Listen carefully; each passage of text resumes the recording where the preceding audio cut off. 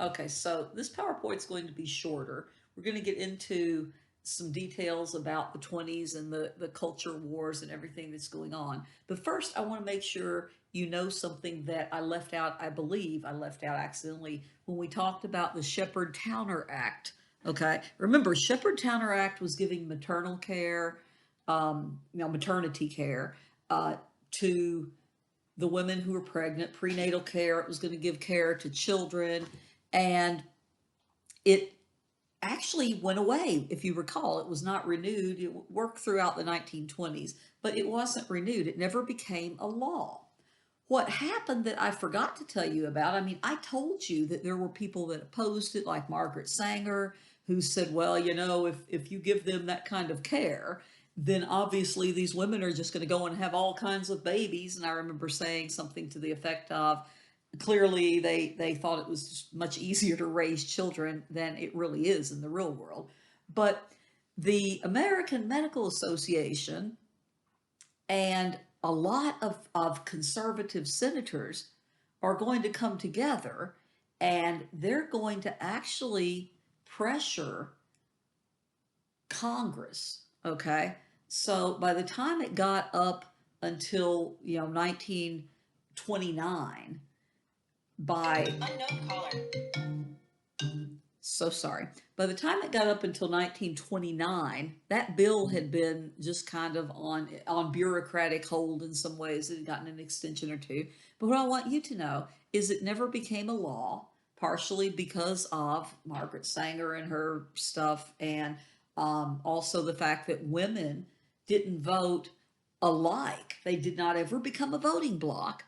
Just like men, you can't say all men are going to vote for this. Same thing with women. But I want you to also know that the American Medical Association actually stood against the Shepherd-Towner Act, helping the women and the children, which was really interesting. And I usually remember to talk about that because one of the reasons that they were against it had to do with they thought that it was socialist leaning because it required funding from the government and all kinds of stuff. Okay, so write down, if you don't write anything else down here on this slide, I mean, okay, Shepherd-Towner Act was not supported by the American Medical Association.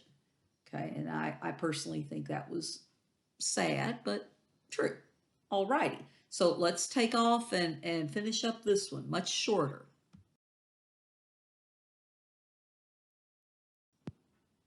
So on the second slide, I always remember some class a long time ago, several years ago, some kid, probably about you guys' age, probably just right, really young. Um, it was so funny because as soon as I put this PowerPoint up, this particular slide right here that popped up, the kid kind of just out of nowhere, he says, "Thank God." I was like, huh? And then it turned, he was making a really, kind of uncalled for joke, I suppose, but he was looking at the picture and he's like, well, I mean, lips that touch liquor shall not touch ours. And he's like, I was just thinking to myself, thank God that's not going to happen because, yeah. Anyway, that's the first thing I always think of when I see this particular slide. But what it's referencing is prohibition. Now, you've had women trying to get alcohol, and some men, but women have been the big proponents of getting alcohol deemed illegal in the United States for quite a while. Okay, quite a while by the time it actually happens in 1920 when they vote. And remember, actually in 1919, I'm sorry, it's 1919, January of 1920 is when they actually put it into effect because it's going to be going on all through the 1920s up until the election, right after the election, and then the inauguration of Franklin Delano Roosevelt. You're going to start to see it coming back a little at a time. But women had been working on this for a very long time. Back in the 1800s, for one thing, you had the Women's Christian Temperance Union, the WTCU, and they were heavily in favor of making alcohol illegal. And one thing they said was that men were taking the money that they were making and spending it on alcohol, and sometimes leaving the women and children in a bad position with not enough money and all that. So you have women who are out there in many different cases trying to get alcohol, prohibited. And this finally happens. They get enough support, and of course, it's going to be men and women, or it wouldn't have happened this way. Congress is going to support it. So over on the right, you see a newspaper headline: "U.S. is voted dry." Okay, because remember, you have to have a certain number of states, you have to have the percentage and all this. So the 36th state was the magic number at that point in time, and you're going to go dry. Now, this happened January of 1919. So again, they give another year for people to, I guess, prepare for the prohibition of alcohol in the United States. Um, I don't know. It would have been really interesting if they had just passed the law like they do a lot of laws, and then immediately it was suddenly the law of the land. Well, they didn't do that because alcohol is a big part of gatherings in a lot of homes and so on. Alcohol plays a big role in a lot of celebrations, and people go out for a drink. And so anyway, this is what we came to call the noble experiment that failed, okay? Because it's just not going to work. The United States is going to see all sorts of problems that come with the institution of prohibition. So we're going to look at that as part of this larger conflict of cultures. Now, we have in our conflict of cultures, I want you to pay attention to the fact that the conflict of cultures is going to be the urban versus the rural. In many ways, we're going to have people from the city versus people from the country. And we're going to see somewhat different value sets, whether or not they're true, but different value sets that are attributed to the people from the city and the people from the countryside. And again, that's going to be one of the really kind of the cornerstones of this conflict of cultures is going to go on through the 1920s. So, along with prohibition, we're going to get bootleggers, all right? Bootleggers, of course, are the people that are selling alcohol illegally. And what happens is the federal government's going to hire 1,500 agents to enforce the prohibition of alcohol. But once they've done that, they've made a big mistake, because since alcohol is such a part, as I said, of a lot of people's lives, I personally don't like the taste of any of it. That's just my own preference. But it's very lucrative. It makes a lot of money for a lot of people. So since you can't sell it legally, then what we're going to see is the bootleggers are going to rise. And as the bootleggers rise, we're going to see organized crime.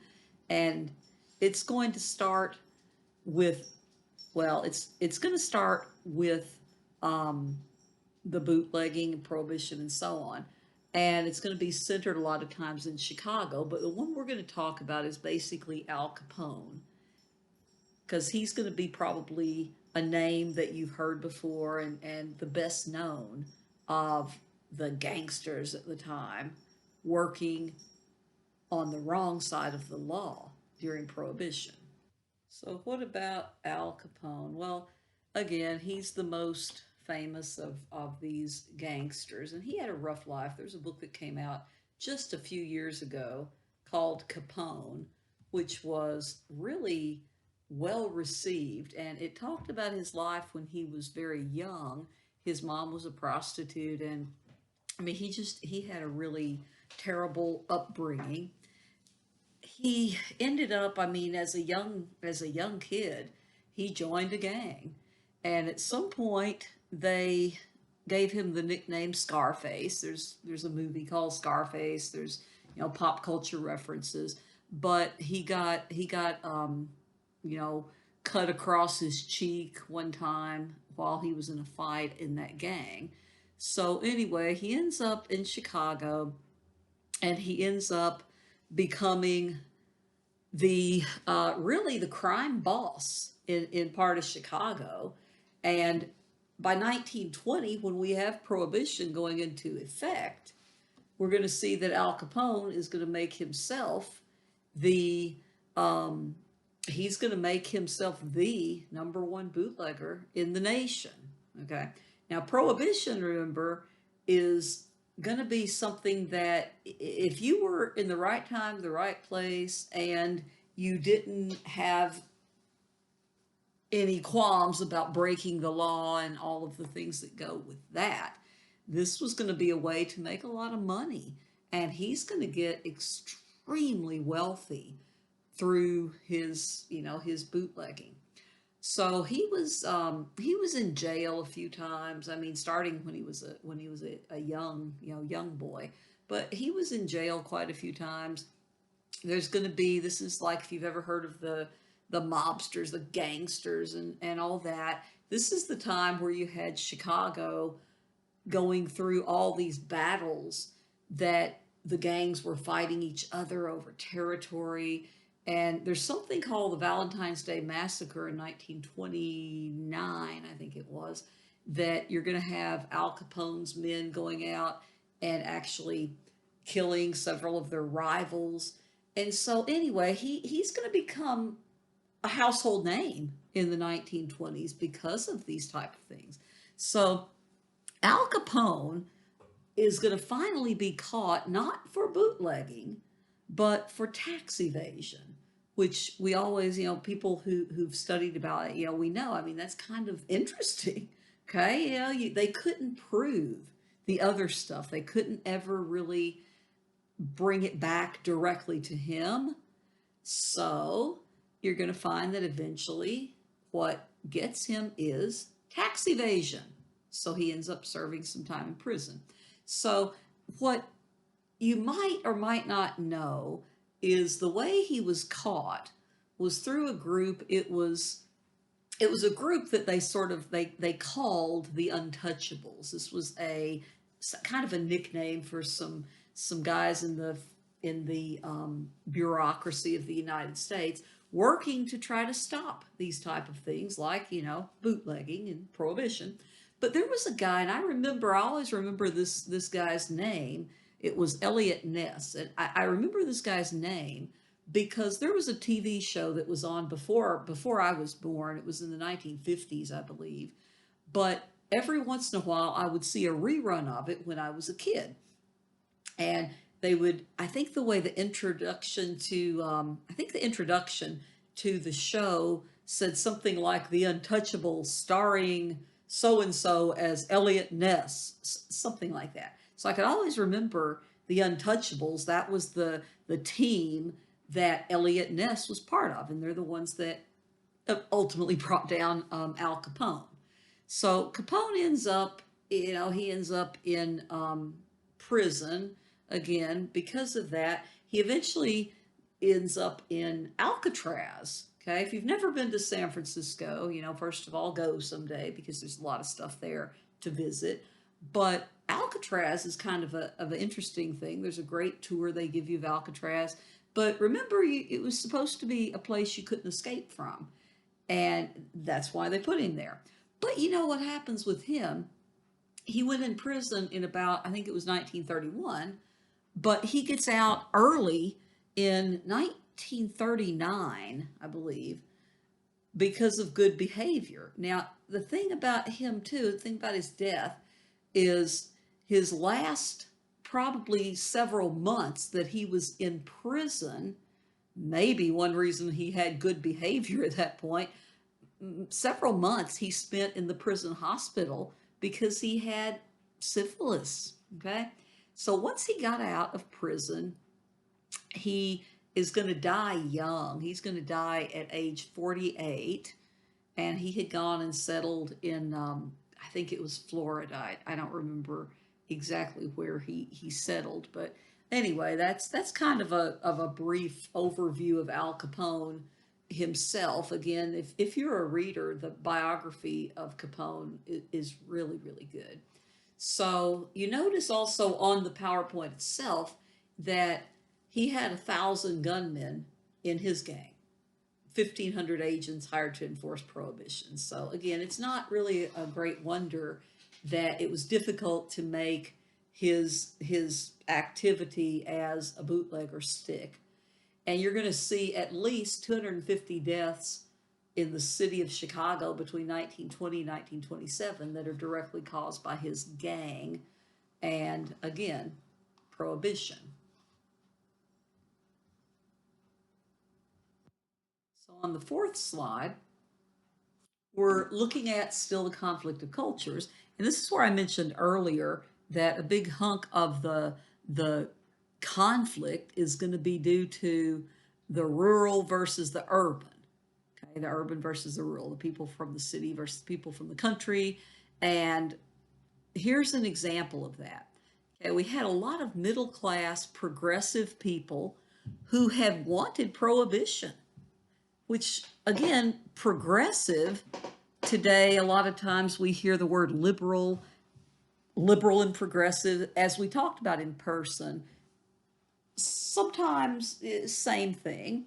The idea is change, progress, hopefully good change, right? Moving forward. But you had a lot of middle class progressives who had wanted prohibition and they finally got tired of it, probably, for the reasons that I mentioned. It plays a big role in a lot of people's lives and gatherings and so on. So you start to hear these people called the people that um, are going to want to end prohibition, called the wets. Okay, they want the country to be wet again. We want to be able to buy alcohol again.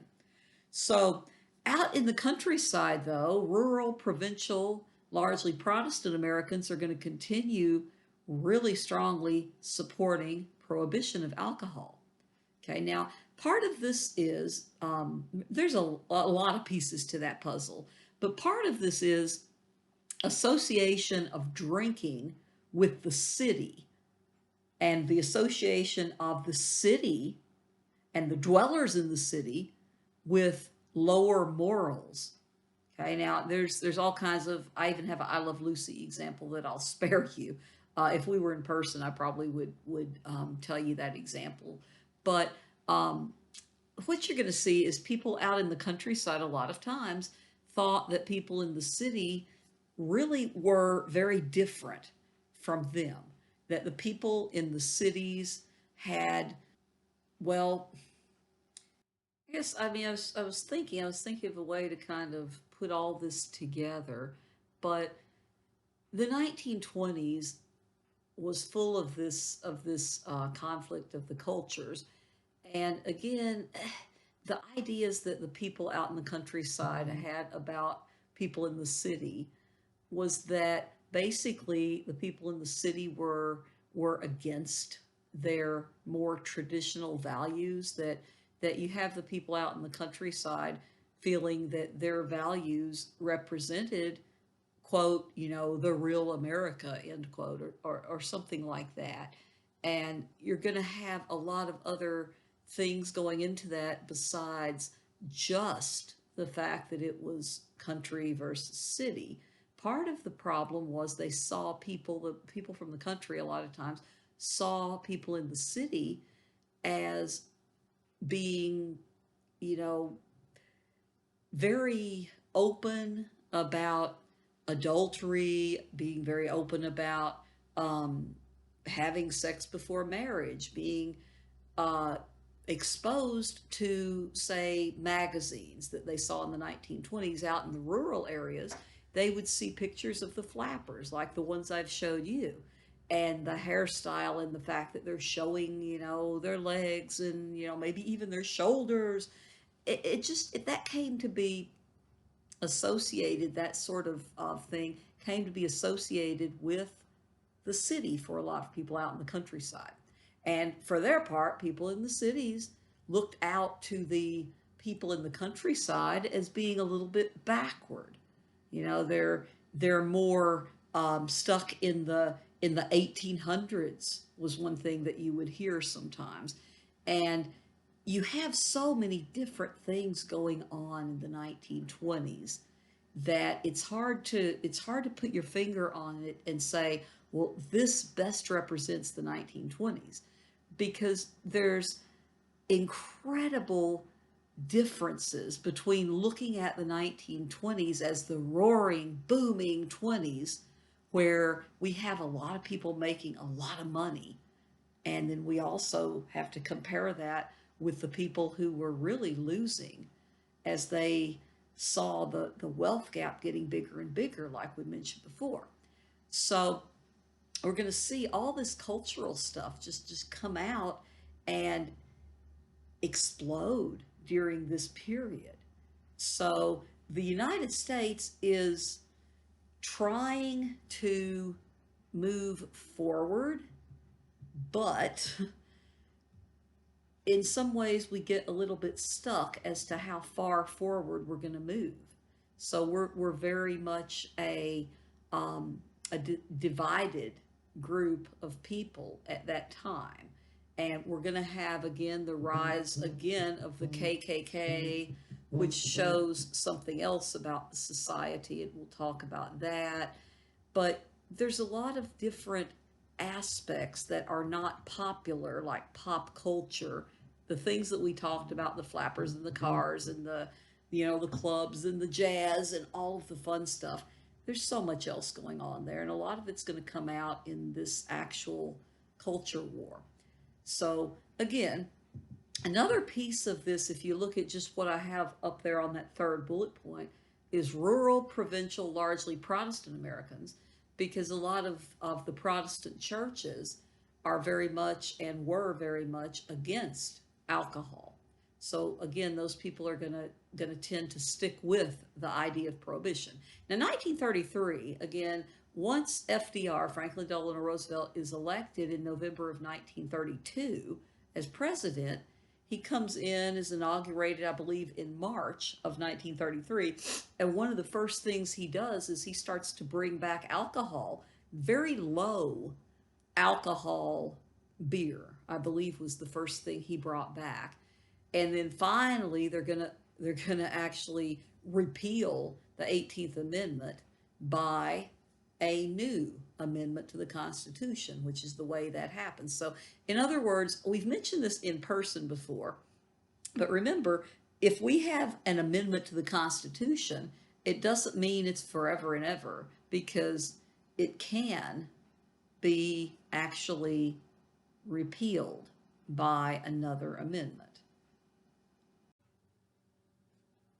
So on slide number 5, we see a resurgence of this group that had been around, and it comes and goes occasionally in American history. It's the KKK. And the Ku Klux Klan is going to get a real boost in the 1920s due to all the immigrants. And immigration, if you recall, was so big. The wave was so powerful as people were coming from particularly the Eastern European countries, Slavic areas, that the United States, by 1921, issued an Emergency Immigration Act, which actually instituted quotas from each country.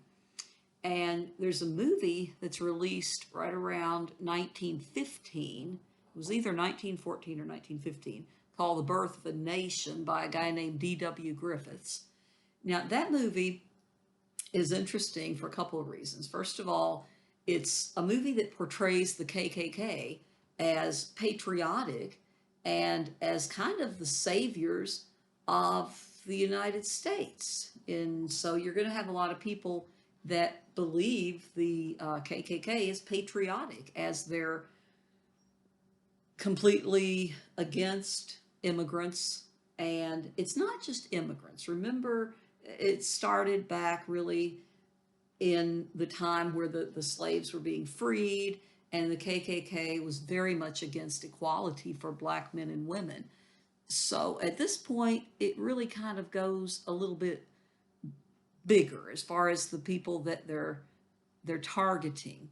Okay, they're going to target not just black people, they're going to target people who are different from them, such as, Jewish people. There's a very small percentage of Jewish people in the United States, and they're going to be known for their anti-Semitism as well, anti-Jewish actions and words. We're going to talk about a little bit more about that in just a minute. And what you also need to know is the members of the KKK are just regular Americans who might not stand out to you in a crowd.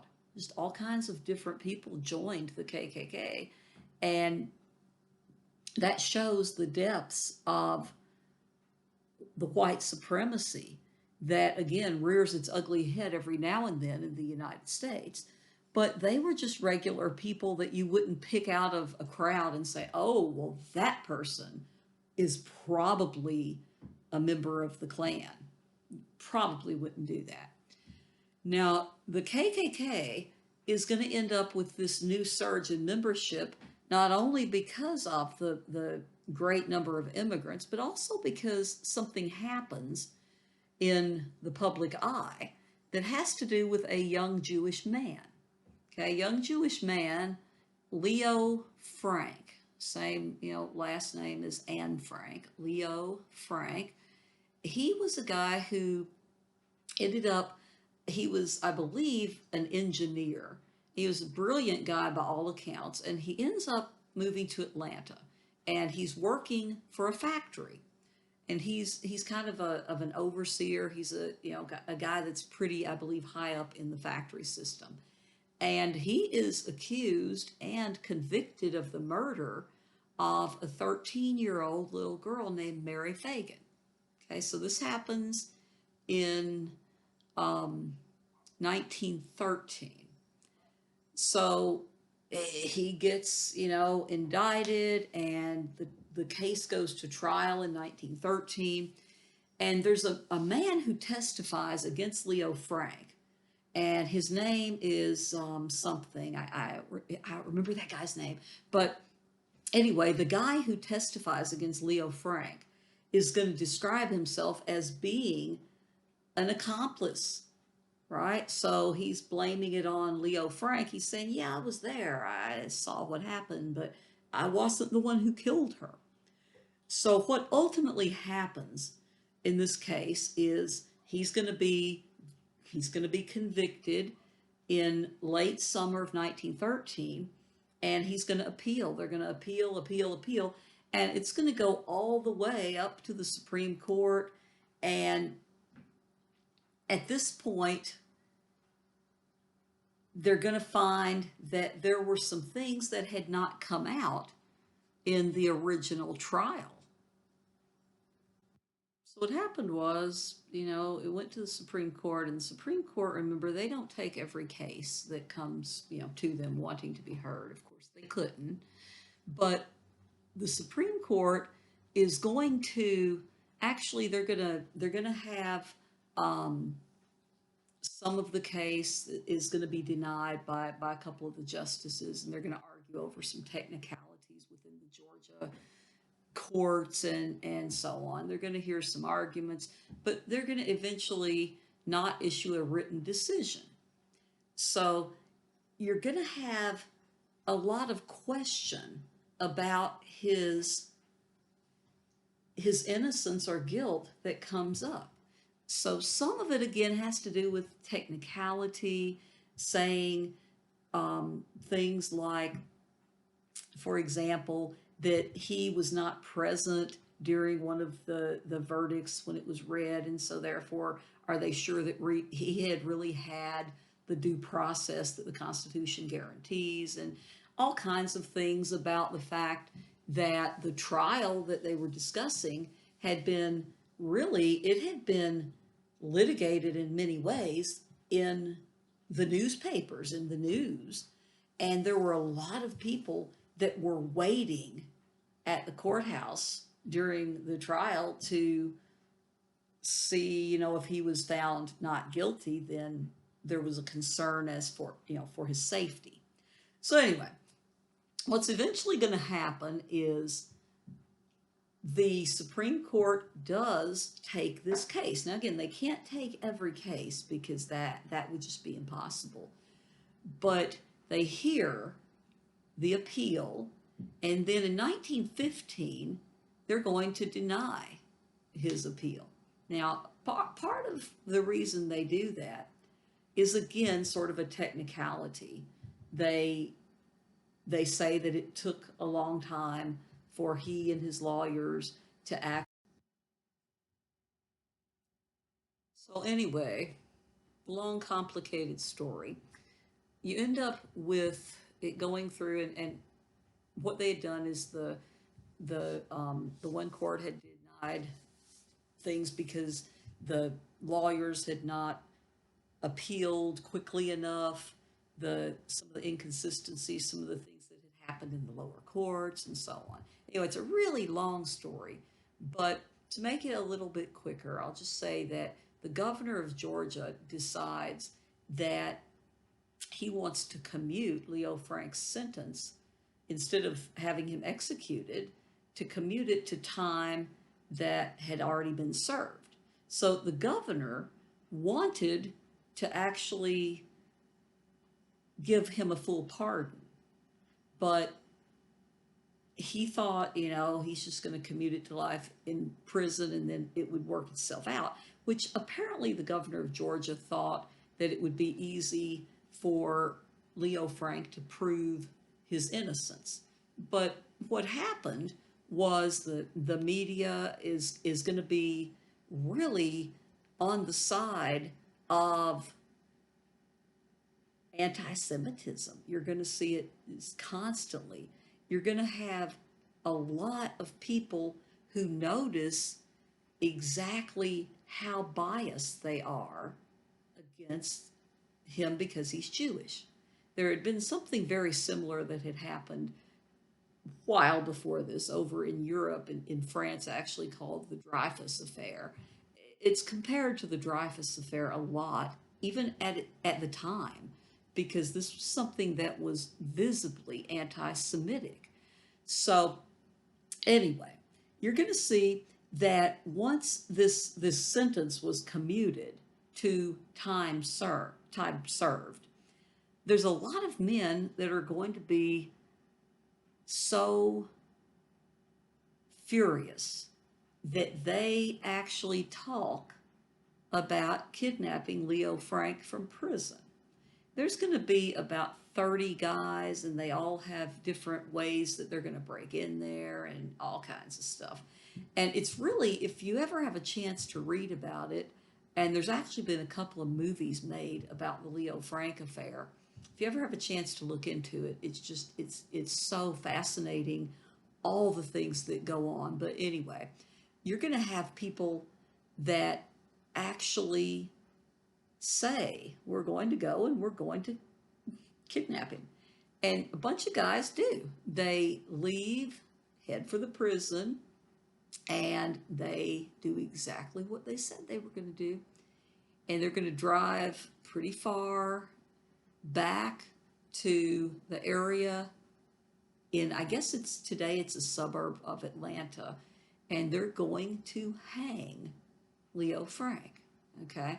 So the people that actually covered this, the reporters, as they're going to do, is you're going to hear all sorts of different stories. One thing that was pretty consistent in the beginning, at least, was that Leo Frank had been hung from a tree, and his hands were cuffed behind his back, his legs were tied, and he was supposedly facing the direction of the house where the little girl lived.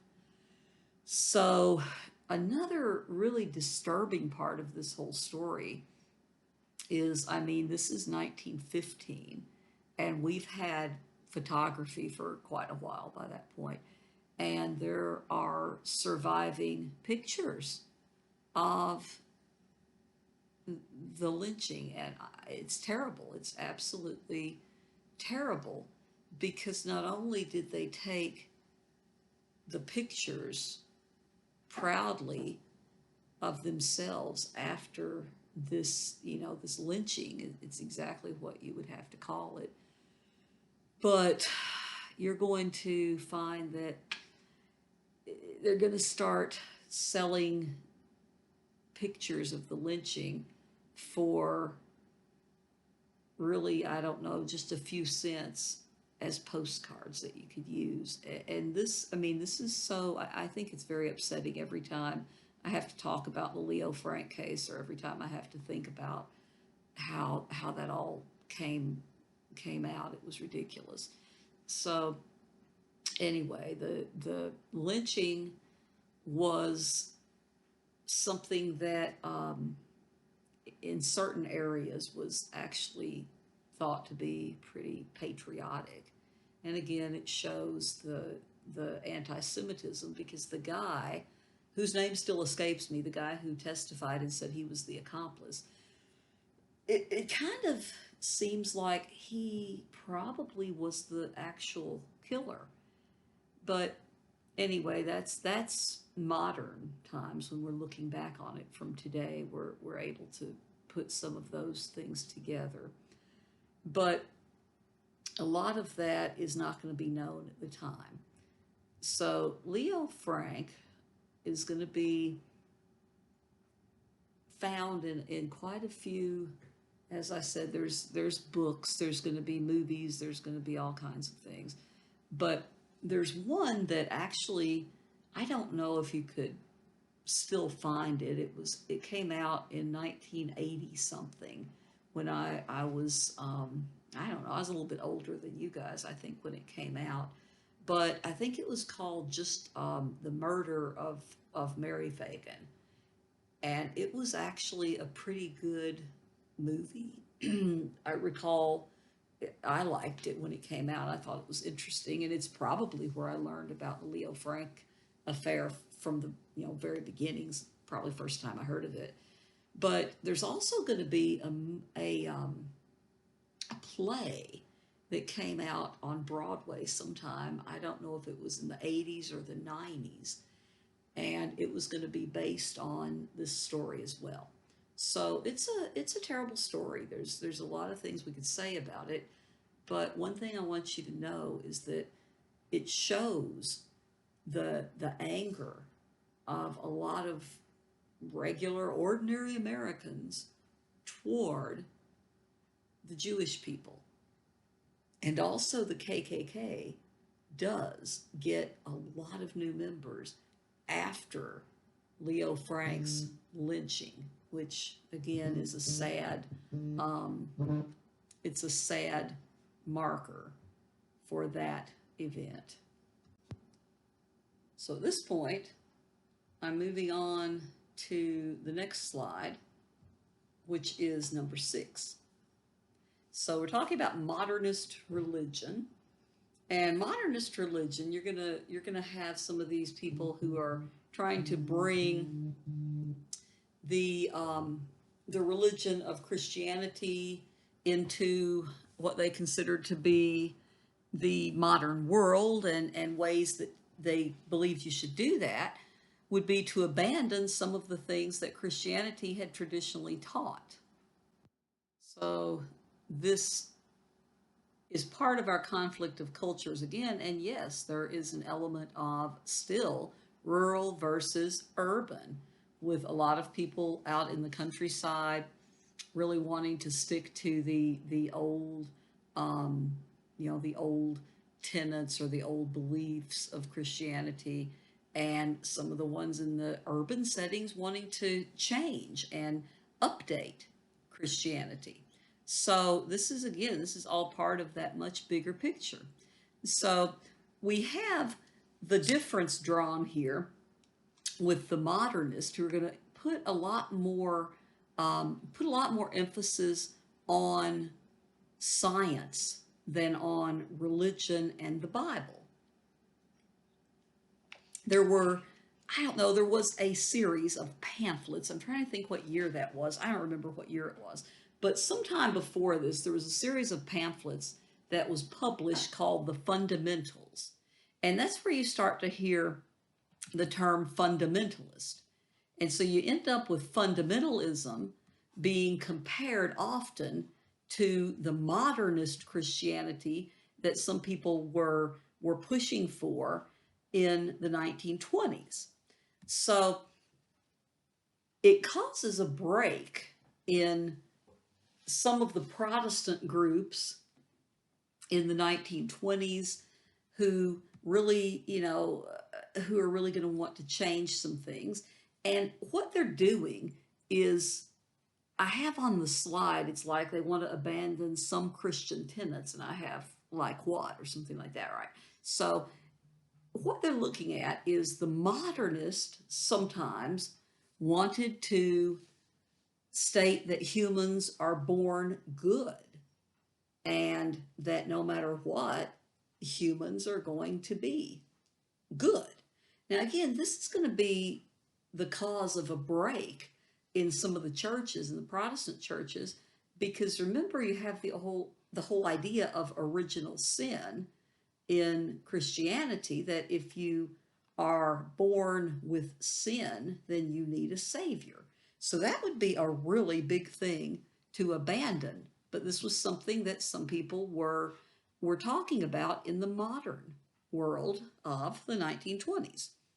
So you also see that some of them were talking about, say, abandoning some of the ideas of Jesus, uh, how is it the Father, the Son, the Holy Spirit, some of the Trinitarian things of the idea of one God.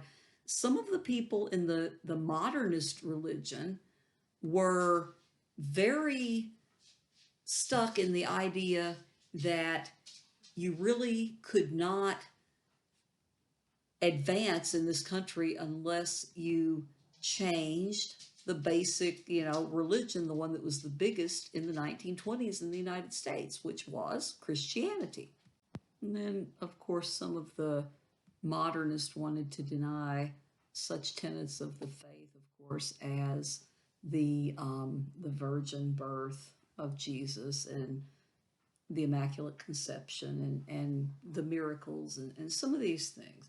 So again, it's going to vary depending on who you're talking to at that time and exactly where they are in terms of their theology and how much power they have to spread their theology. But the fundamentalist and the modernist are going to be at the heart of something that's going to really be called at the time the trial of the century. Now we're going to have a lot of trials of the century that you look at throughout history. Anything that's really big and gets a lot of airplay today, airtime, or a lot of people know about it. It's sometimes called the trial of the century. I mean, I remember the O.J. Simpson trial was called the trial of the century. Well, before that, there was something called the Scopes trial, and that's called the trial of the century. So we're going to get that's where it's going to all culminate. We're going to get to the Scopes trial in just a minute. But what they're also looking at, too, besides what I've mentioned of denying some of the things, is the modernists want people to learn to live in the present world instead of always striving for a heaven or a spiritual world that they may or may not ever get to. So you have a guy named Henry Emerson Fosdick who has the Riverside Church in New York at that time. He writes a best-selling book called Abundant Religion and has those type of ideas expressed within that book. And so the result of that, as a lot of the different Protestants are going to have questions about their future and how they go forward, you're going to have a lot of people who a generation before would have been very religious, would have gone to church every Sunday or whatever. You have a lot of middle class Christians in particular, again, because that's the majority religion of the country, devaluing religion, not teaching it to their children, not attending services regularly, etc. So again, modernist religion versus the old fundamental or fundamentalist Christianity.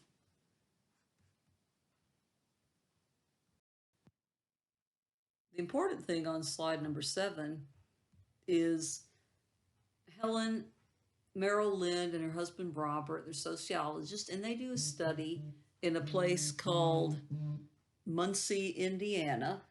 So their study is going to be really important, and it's going to show a lot of different things that people are going to extrapolate out to the larger society as a whole. So Muncie, Indiana, they're going to call their book that they write about this study, they're going to call it Middletown. Middletown, okay, one word. And basically their idea is that Muncie, Indiana is typical Americana, typical American town. And they find a lot of things when they study Muncie, Indiana. But one thing that's really big here when it comes to the conflict of cultures, while we're talking about modernist versus fundamentalist religion, is that the religion is quantifiably, measurably less important to the people who were raising their children in the 1920s than it had been before. So when they came in to what they call Middletown, they're going to try to check out a lot of different things besides just the religion. Okay, because the religion was the important part as far as the cultural thing that they're basing a lot of it on. So they're going to find many different things besides just the fact that religion was less important to the current generation. Okay, they're going to find that things that are really interesting to me because I love social history, like what the people are doing and what kind of clothes they wear and what kind of um, I don't know what kind of technology do they have in their houses, and just things like that are really interesting to me. But what they're going to do is they're going to compare things that had happened like in Muncie earlier to Muncie when they came in 1924. So what they're going to find is that from the late 1800s, early 1900s up until 1924, that many more people had certain things. We've mentioned a little bit of these, for example, washing machines, refrigerators. We've mentioned those, and vacuum cleaners, because I remember talking about how hard it would be to take care of a house without those.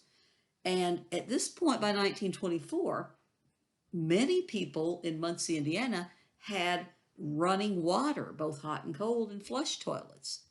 Again, that's really important as far as we see how they're progressing. And we also see that Americans, when they wrote all this stuff, Americans are very aware of class. Okay, the class that we talk about, someone is upper class, middle class, lower class, working class, blah blah blah, and some of them overlap and so on.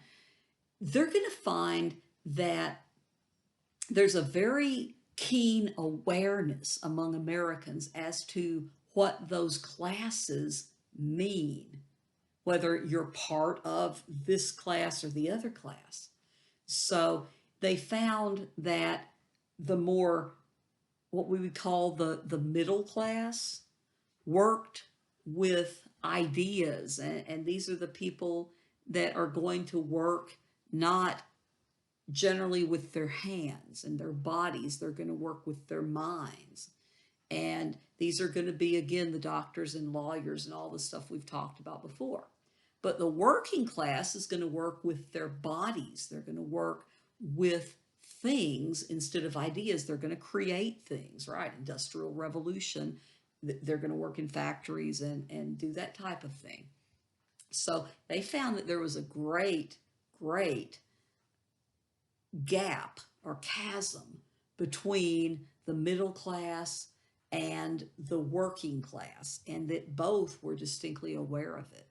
So, one thing that they were looking to the future to see, and they're going to come back later, right in the middle of the Depression, basically, and we'll talk about that when we talk about the Depression, but they're going to find that factories with all of the cheaper goods that they have are actually going to help the working class sometimes be able to have some of the things that the middle class had.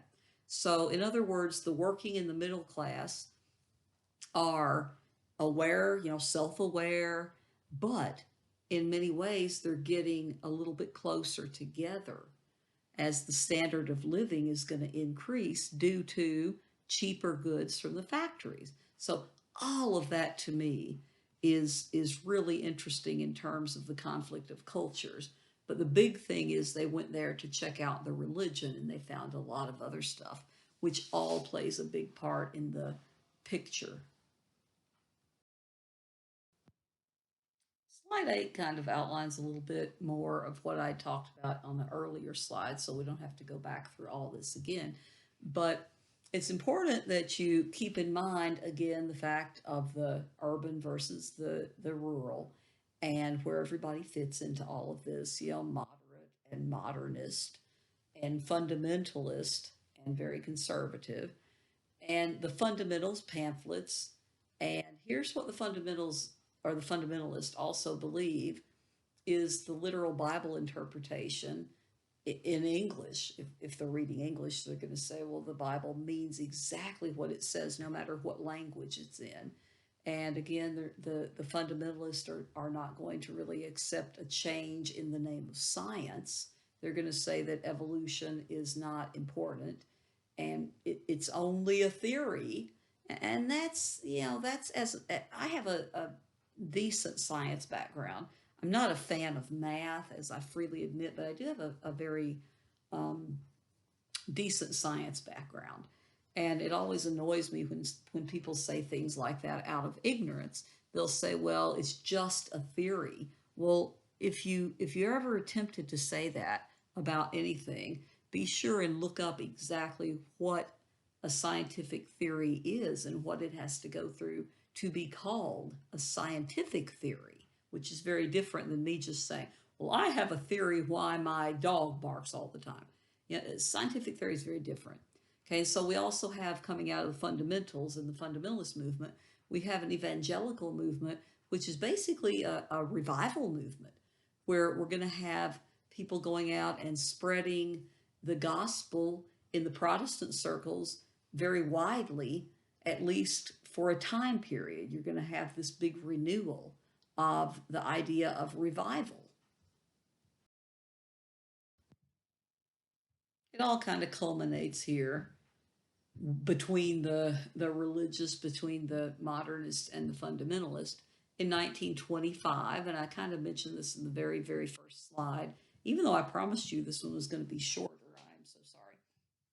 But anyway, 1925, Tennessee passed something called the Butler Act. Okay, I don't have it written on there. I would have written it on the board if we were in class. But the Butler Act is to make it illegal to teach evolution in the public schools. Now we have the ACLU, that's the American Civil Liberties Union, that had been founded in 1920 by Jane Addams, Helen Keller, and so many other people. But those are two that are very well known. And the purpose of the ACLU is to defend freedom of speech. Okay, now ideally they're defending freedom of speech from both sides. Okay, whether it's going to be conservative or liberal, or whether they agree with it or disagree with it, what they want is to defend the freedom of speech, and to them this fell under the category freedom of speech. So they wanted to do a test case. Now, whenever you have a new law or you have a new act passed, you're going to have a test case, which means you're going to want to go to trial. You're going to want this case to be heard in a courtroom because you want to know, you want to prove that it either stands up constitutionally or it is not unconstitutional because of whatever reason. So freedom of speech, I mean, that's a guaranteed right. So they want to test this out in Tennessee. So they offered free legal help to any Tennessee teacher who would be willing to teach evolution. And there's a lot of different stories about how it came to be John T. Stopes. But I will say there's a book called Summer of the Gods, or is it Summer for the Gods? I'm sorry, I should know that. But it's a really good book. It's a history narrative. It's not a novel.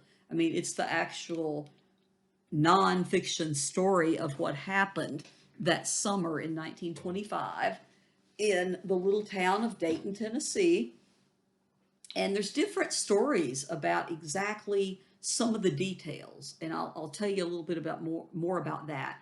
But some of the stories that people told were that the businessmen of Dayton, Tennessee wanted to get more tourists, and so they got together and they kind of decided that this would be a good place to have that trial. And so they asked John Scopes, or he asked them if he could be the one, or something like that. Okay, so again, keep in mind there's even though it's 1925 and it's not that long ago in the big scheme of things, but we still have these conflicting reports as to exactly how he got to be part of this trial. So, it doesn't surprise me. It wouldn't surprise me if it were proven that the Dayton businessmen really did get together and want to bring people to their small town. And that probably did happen, because what's going to happen is that summer, the media is going to descend on this little town, and they're going to have to eat. They're going to have places to stay.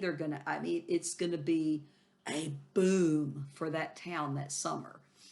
So we have two guys that are going to be the lawyers, for the sides.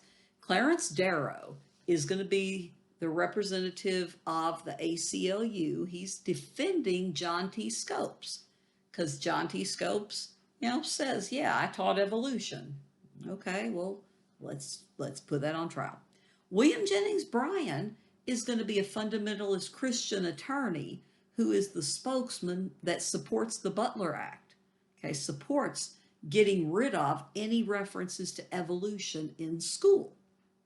Now the trial goes on. It's a really hot summer. There's all sorts of things you can read about that. Again, I recommend that book, Summer for the Gods, or Summer of the Gods, uh, as being a very, I think it's a read, kind of like I told you at the beginning of the semester, Manhunt, where they were searching for John Wilkes Booth after he killed Lincoln.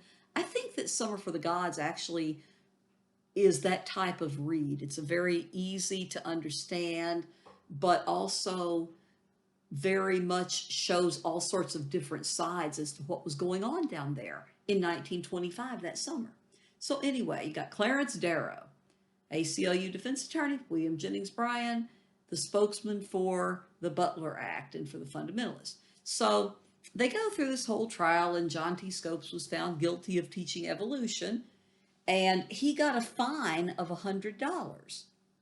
Now, what happens is the case is dismissed in a higher court, because, of course, they appeal, right? I mean, he was found guilty, and they don't like that, and so they appeal. Um, anyway, it's going to be dismissed in a higher court due to technicality. Now, the technicality is basically that the jury set the fine instead of the judge. So, anyway, you had, during the actual trial, Clarence Darrow calls William Jennings Bryan to the stand, and he says, "Okay, so pretty much, if everybody can look at the Bible and it's very clear what it says, remember, the fundamentalists want the biblical interpretation to always be literal at that moment. So Bryan is a member of that movement. And so Clarence Darrow says, okay, if you think that anyone can look at the Bible and it's obvious what it means, then would you consider yourself to be an expert on the Bible?" Well, I mean, if everybody can do that, of course, I mean, everybody would be an expert on the Bible. So he goes on the stand. William Jennings Bryan is asked some questions that are really, really, I mean, they are, Clarence Darrow is just going for the throat, so to speak. And poor William Jennings Bryan looks really, I use the word foolish here. I hate to use that, but I mean, he looks very backward in this trial compared to the slick-tongued Clarence Darrow. And Bryan had to admit that parts of the Bible, instead of just being clearly obvious and literal interpretation, that they could be open to more broad interpretation by different people. Okay. Again, that the book goes into some of that, that, some of the explanations that he's going to put out there. And if you can ever get a chance to, if you're interested in history, if you want to read some of the transcripts and things that came out of that trial, it's all just, it shows that this was the apex. I mean, this was the peak of that cultural warfare where we are divided in so many ways as a nation at that point.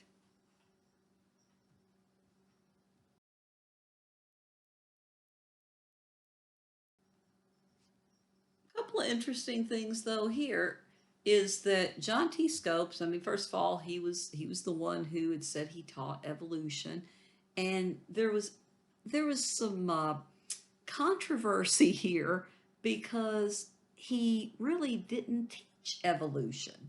Now, wait a minute. What? Why am I saying he didn't really teach evolution when he was literally the guy that was on trial and found guilty for teaching evolution? So this young guy had come from Kentucky, graduated from UK, and he was a biology teacher. He wasn't always teaching biology because he was a substitute teacher. And I think one of the most interesting parts of this is that he wasn't really sure if he had taught biology, evolution, that one time when he was teaching in a certain school, supposedly. He wasn't really sure that he had actually taught evolution, right? So what happened was he said, I'm not sure I did this, but if you can prove I've taught evolution, I'll be glad to help stand by that. Why not? I support evolution, he said. So he told his students, the ones that he had taught, he says, testify against me. And he told them what to say. Now, there were some of the kids that were like, no, I really don't remember that he taught evolution. But the ones that are going to end up on, you know, I guess the ones that are going to end up making the impressions and testifying against him at the grand jury, they're the ones who are going to say, yeah, he taught evolution. Now, again, that's really fascinating because he never was certain that he had actually covered evolution. And anyway, that just always makes me kind of laugh because what he had done supposedly was he had gone over a little piece of something to do with evolution, but he didn't know if that qualified as he taught evolution. So I guess he was being a little pedantic. But what happens there, of course, as I said, the trial is going to play itself out, and John T. Scopes gets convicted, and he actually didn't really get incarcerated to the best of my knowledge. I don't think he was ever put in jail or anything like that, because most of the Scopes trial, sometimes called the Scopes monkey trial, because of the erroneous belief that humans evolved from apes or whatever. But the idea of evolution is much more complex than that. It says that if we go back far enough, we all have a common ancestor. Okay, but anyway, Scopes is going to end up through going through this process. They're going to end up making the point that science is becoming more and more accurate, and that people should listen to science and not just religion. Okay, so again, you take that whichever way you want to, because the Scopes trial, sometimes called the monkey trial, as I said, Scopes trial shows that this is an issue that is deep in the hearts of Americans, whether or not to believe in the emerging science. Now, to be fair, Darwinism That was not a new science in 1925, but there were other science, science, just visible signs that you could see when you looked at, for example, the automobile, what caused the automobile. There was science involved. When you looked at some of the wonders of the world at that time, all of the things we've mentioned, the technology and everything, that all has to do with science in one form or another. So even though he was found guilty and it was overturned and whatever eventually with that technicality we mentioned, they kind of made the point. They had gotten the American people to put this issue on their radar. And that was kind of the point. I have slide 12 on there. I have slide 12 on there because slide 12 shows a very famous picture. And it illustrates, first of all, I mean, these guys notice they've taken off their jackets.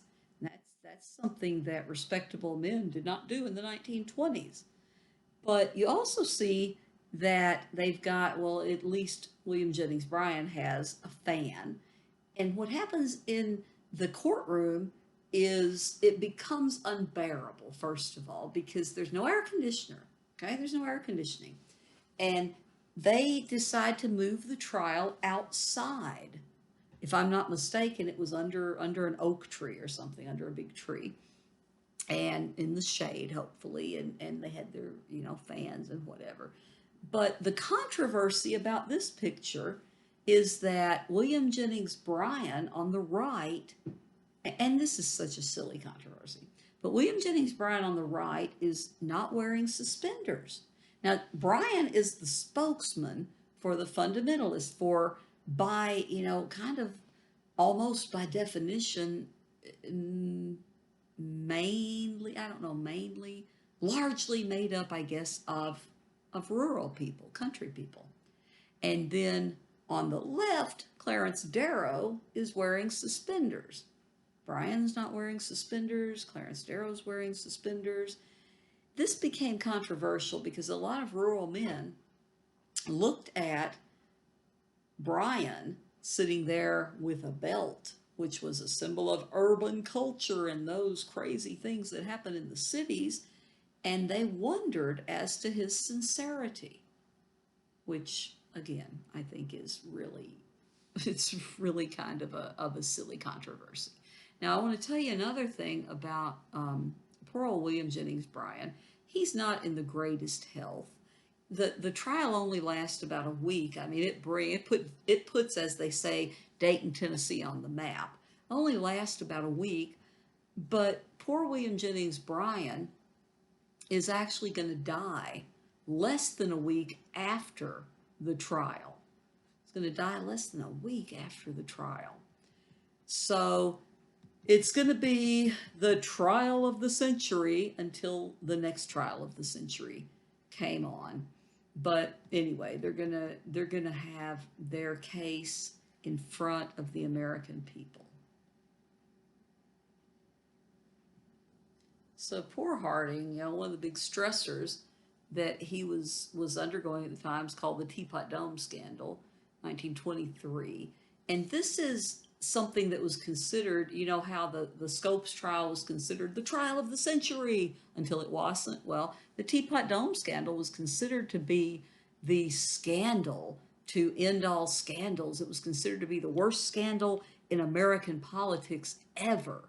Okay, and what the Teapot Dome scandal was all about, it was about bribery, and it's going to involve the Secretary of the Interior, who had actually been leasing some of the Navy oil reserves to some private oil companies.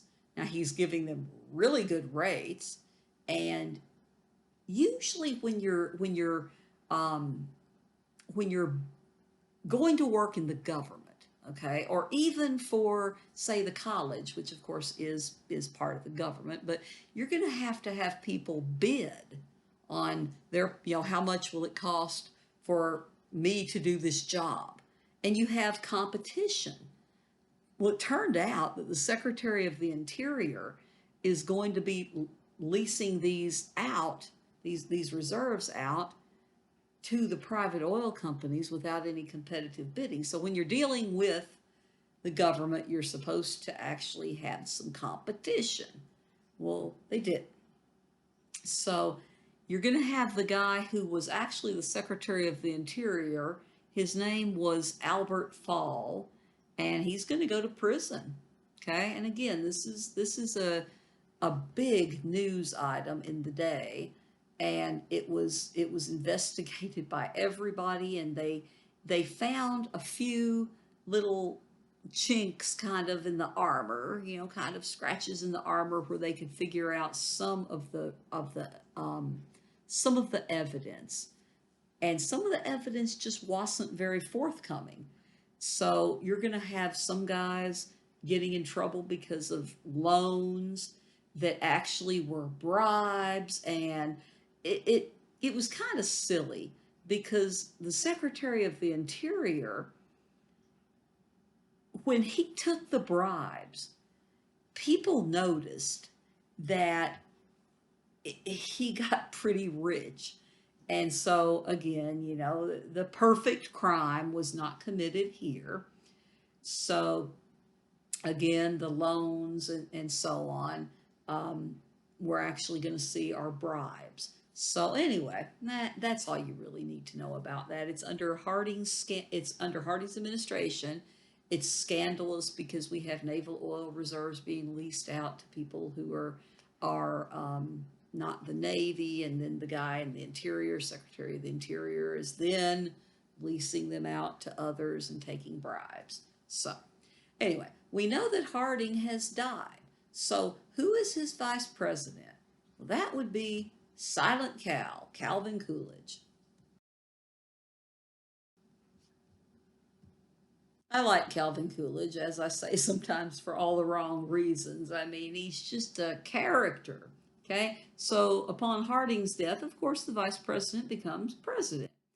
And that's why the pick of a presidential candidate for their vice president, vice presidential running mate, is so important. Okay, like remember what Mark Hanna said about Theodore Roosevelt when he was talking to McKinley. Mark Hanna said, "Hey, that cowboy will be president if anything happens to you." And of course, McKinley said, "Don't worry about it. Nothing's going to happen to me." McKinley was assassinated in 1901. Remember, Theodore Roosevelt became president.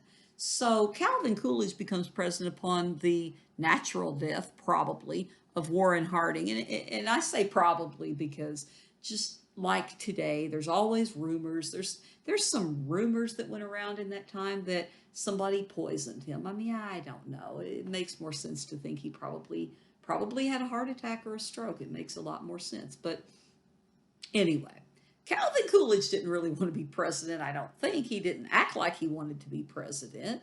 He is known as Silent Cal, and I have no idea why he ended up getting into politics because he really doesn't like to talk a lot.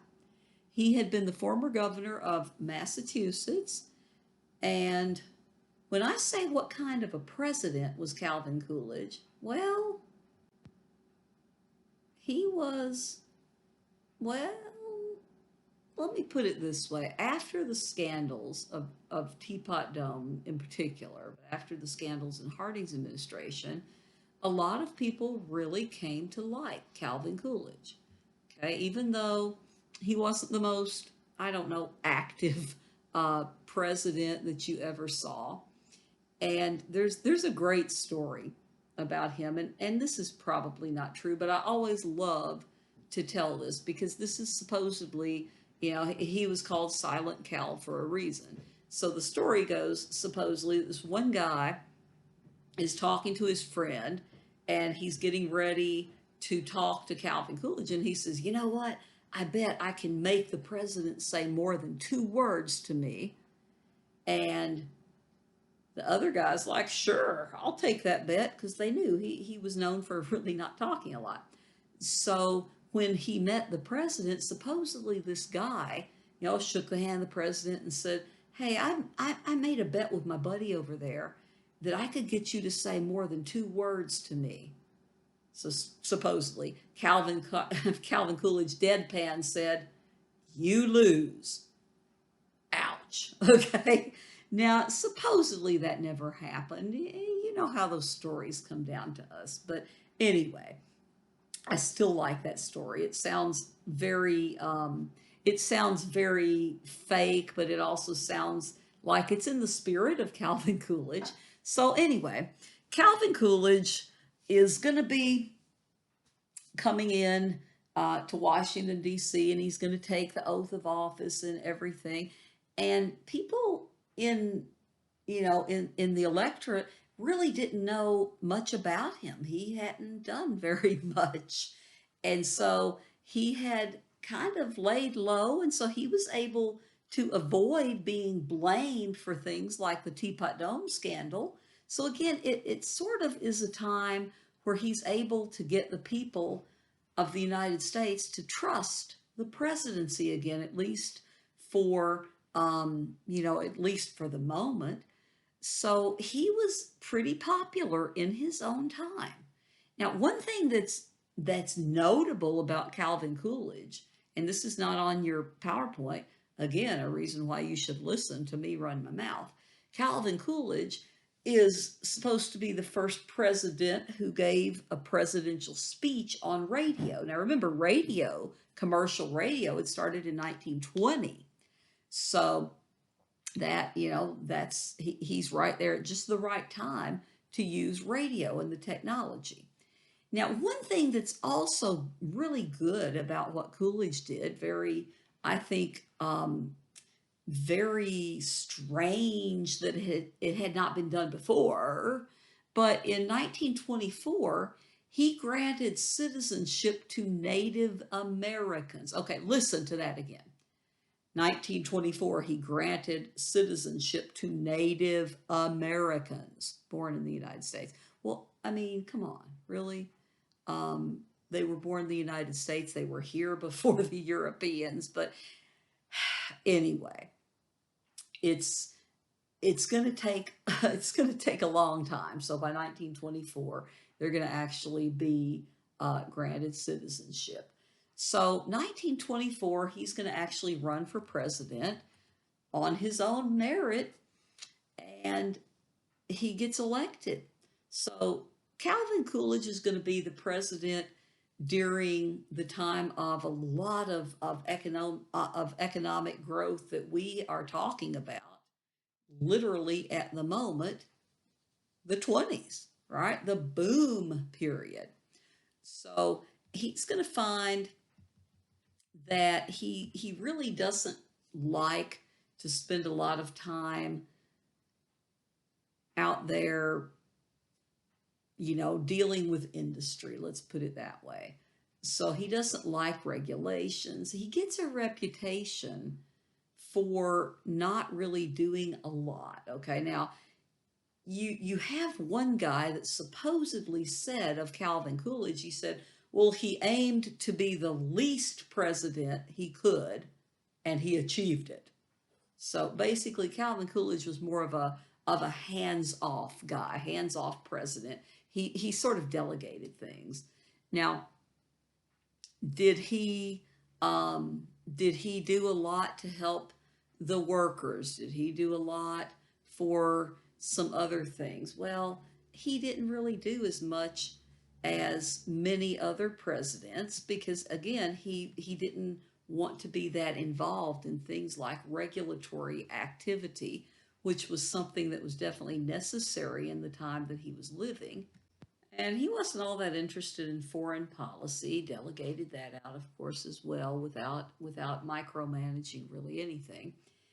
So what we can find that's significant about him is the Native American, Citizenship Act, and the fact that he is quite well ahead of his time in some ways when he's going to speak out regarding civil rights for Black men and women. So he's going to say, and I believe it was one of his State of the Union addresses, that their rights were just as important as any other citizen of the United States under the Constitution. And he was, again, he's well ahead of himself in the time where the KKK is really expanding their hold in America at that moment. So anyway, he decides in 1927, he decides that he doesn't want to run for president again. And basically, one of the things that comes down, and again, is this a true story? Did some people take a little bit of poetic license when they told this story? But I also like this story because basically he had decided he didn't want to be president for that long. He didn't want to be away, and he wanted to go back to his life. So what he had basically said, according to one of the famous stories, was he had called some members of the press together, and he had written on a card, kind of an index card is what I imagine, and he had given to each one of them the same thing on an index card. He says, "I do not choose to run for president in 1928." And then he pretty much left the room. So again, is that entirely true? Maybe, maybe not. There's other stories that contradict it, but again, I'll tell you, that was definitely in the spirit of Silent Cal. Silent Cal wrote his own story that I can't remember the name of his autobiography, but I remember it was kind of a good glimpse into the man under there. So he's a lot deeper than a lot of people thought he was. But that's the end of the Roaring Twenties. So once you finish this, and you understand all these things that we've talked about, then you should be able to go ahead and take the quiz over the Roaring Twenties that should be posted now that I've got this video getting ready to be loaded.